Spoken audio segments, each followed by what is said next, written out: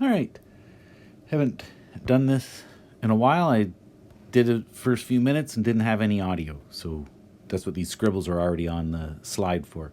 So we're talking about complexometric titrations, another analytical titration, no different from our acid base or our precipitation titrations that we've used as examples.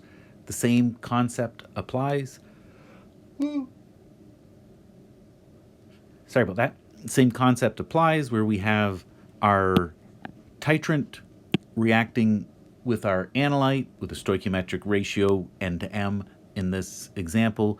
Large log k value for the equilibrium, meaning that the products are preferred. The reaction goes to a large extent toward the product side.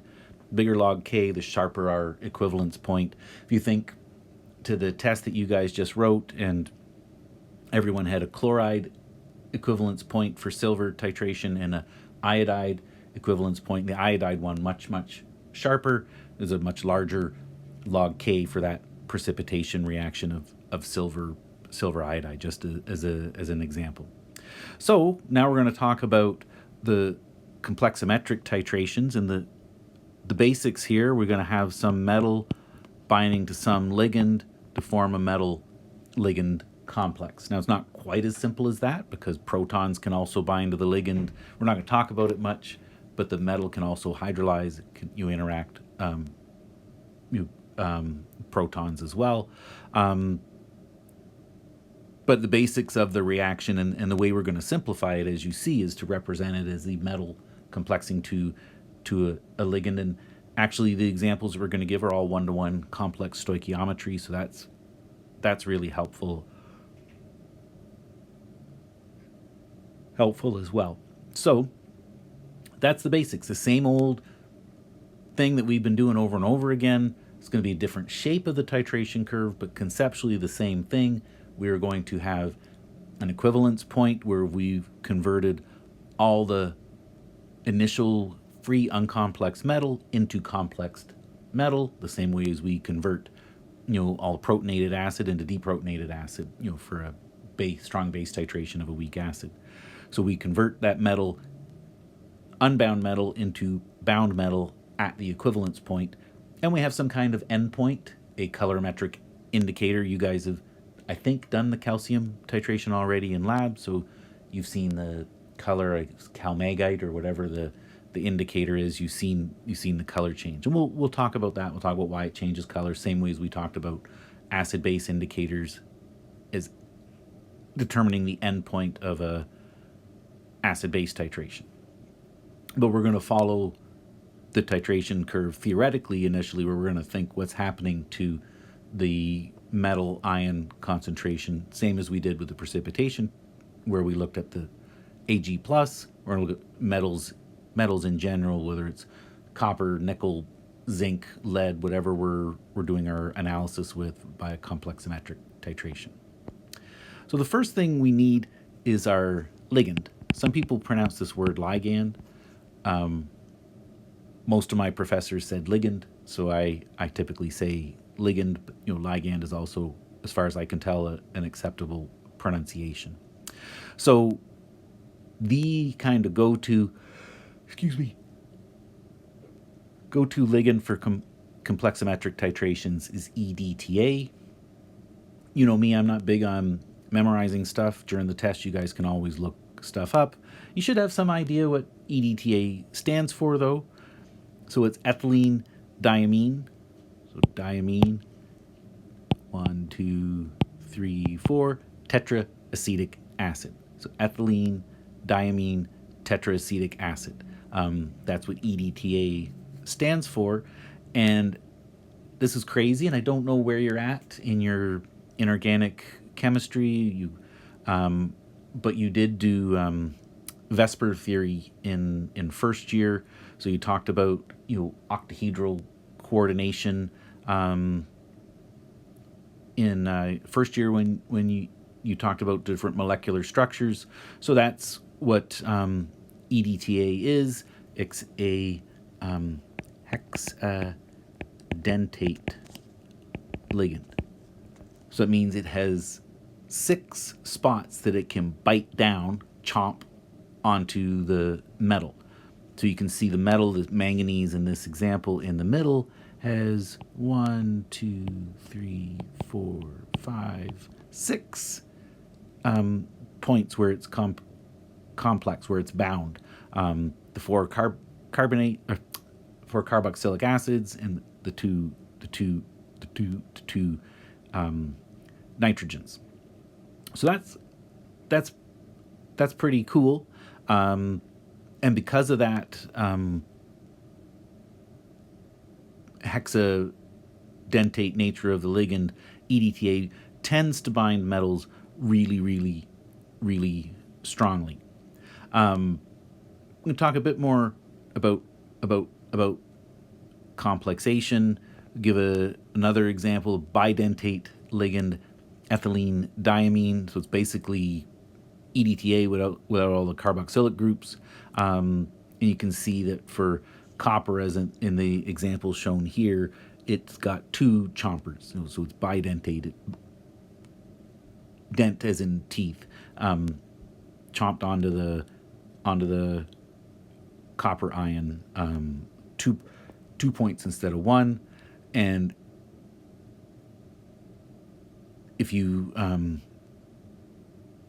add 2 ethylene diamines, you can have 2 bidentate ligands, so it would be tetradentate then, with that complex stoichiometry. This is not one-to-one stoichiometry. Beta 2 refers to the fact that it's an overall complexation, that we've added 2 ligands. So we can have K1 would be metal plus ligand equals metal ligand complex, and K2 would be the metal ligand complex plus ligand to form metal with 2 ligands, or we can do beta 2 metal plus 2 ligands to form Ml2 directly. So that's just an example of some nomenclature in terms of how we give the information for the binding constants. Like I said at the beginning, we're only going to be doing one-to-one complex stoichiometry. Those of you that take aquatic chemistry, we're going to talk more about overall formation versus stepwise formation constants, but we're not going to talk about it here. Oh, I do want to indicate that as our notation. So I told you at the beginning of the course that you wouldn't have to make up any equilibrium constants, that every single, or reactions even, that any single reaction that you were going to consider would be well defined in the context of the course. So we've done KW, KA, KB, KSP. All those ones you should know exactly what it means when you hear. The Ka values are dissociation reactions. KB is a reaction with water to form the protonated form of the base plus hydroxide.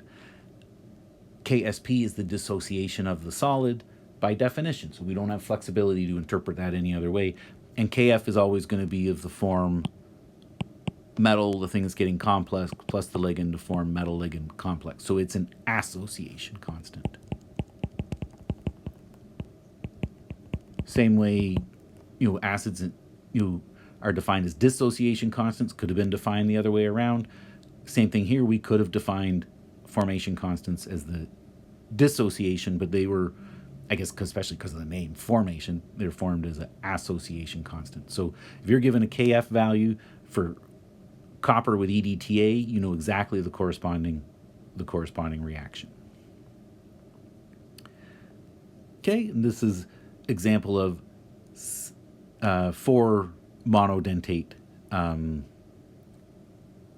ligands similar with nitrogen binding sites. Comparing it to the bidentate, you can see the 2 bidentate sites has a log K just about 10 to the 10, 8 times 10 to the 9, and it's 10 to the 6. So although we've occupied still 4 binding sites in either this or this, the strength of that binding, the products over reactants raise their stoichiometric coefficients, is higher when we do it as 2 bidentate ligands compared to 3 monodentate ligands. Or sorry, 4 monodentate ligands. So 2 bidentate is stronger binding than 4 monodentate. You guys are always going to be provided with the log K values. You're going to look them up in tables or whatever. But I think it's an interesting thing to start to understand. The chelation adds a definite stabilization, to the complex, increases that log K value. We want, as analytical chemists, as high a log K value as possible in order to get good quantitative reactions. Okay, so here's a bunch of example ligands. I think on any test I've ever used, I've always just done EDTA. It's certainly the most widely used. Oh, excuse me. And tends to be the strongest. And you can see from all of these other ones that they're kind of like EDTA. We got the nitrogen binding sites and we got carboxylic binding sites. And those are the only types of binding sites that we have. One thing that may not surprise you, and we're not going to go very deep into this, but metals that you're trying to analyze would tend to co-occur. So if you're looking to determine how much copper is in a sample, well, it's probably also going to have zinc, nickel, iron, manganese, whatever mixture of metals.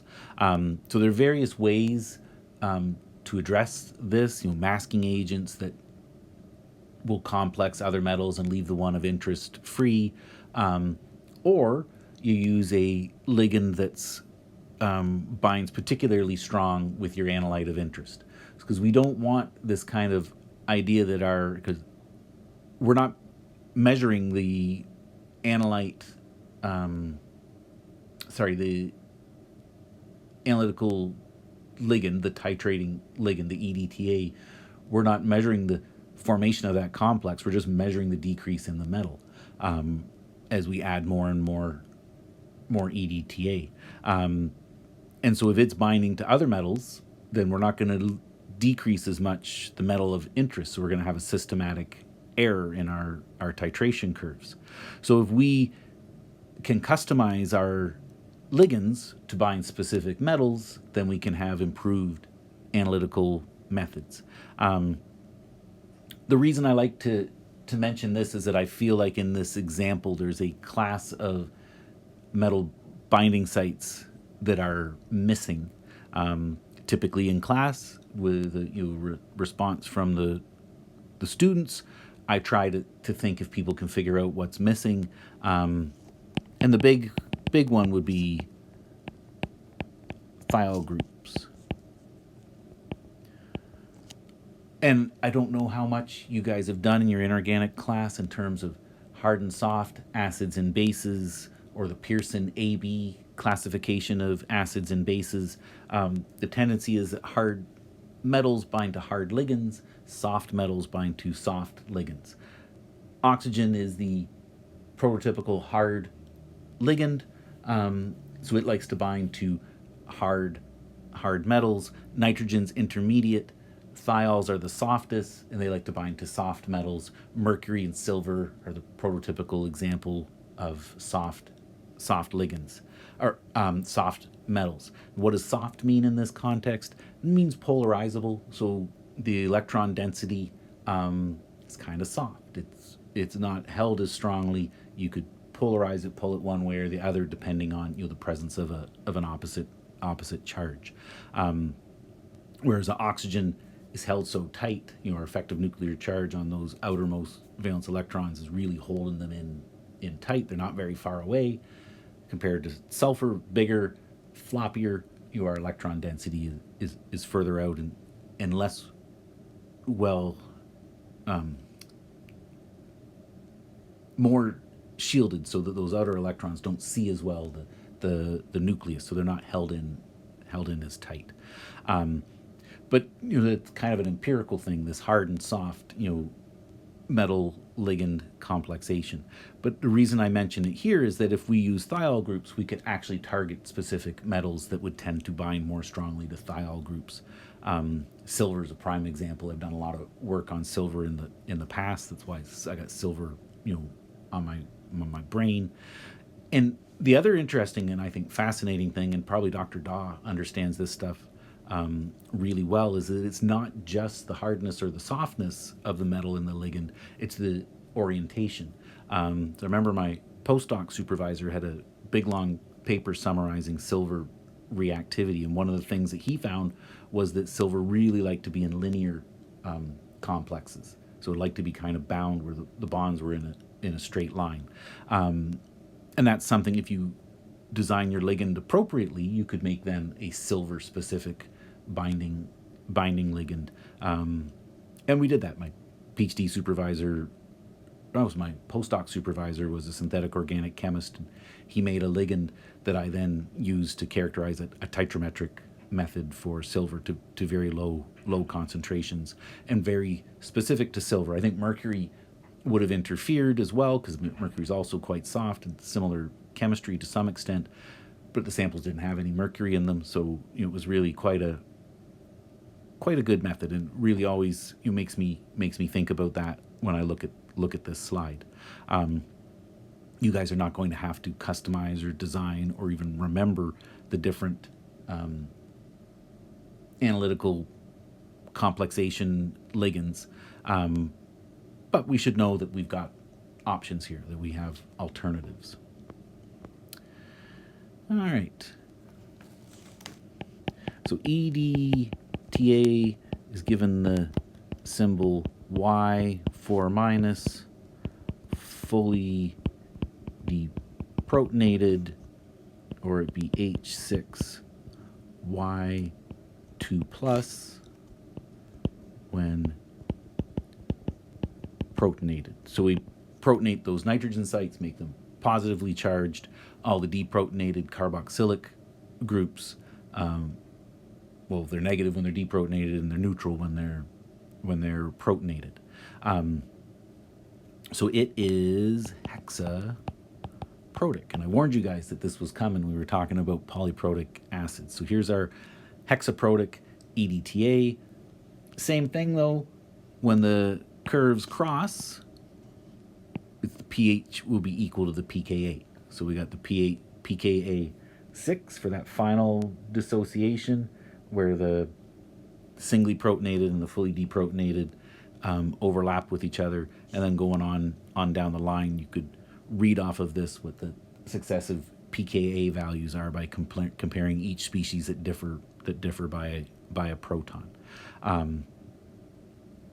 This is relevant because if we go back to that initial reaction that I wrote, metal plus ligand, this is a weak acid, so the form is pH dependent. So when we do complexation by chloride with the silver, there's no acid-base chemistry of chloride, so we can just talk about silver Ag+ binding to chloride and precipitating in that example. That's not complexation, that's precipitation. We didn't have to talk about pH. We're going to have to talk about pH now as we talk about EDTA as our example complexometric method. All right. I think I'll just make this a short lecture, hoping that you guys get to watch it before we actually do class on Friday. And I'm going to pick it up from here, derive a titration curve, same as we've done for everything else. We're going to be a quadratic equation that represents every point in a titration, and we're also going to calculate, I think I do 3 points typically, but I'll have to think about it, the 3 kind of special points in EDTA titration that we will be able to calculate quite easily if we wanted to do a quick sketch of what the titration curve looks like. All right.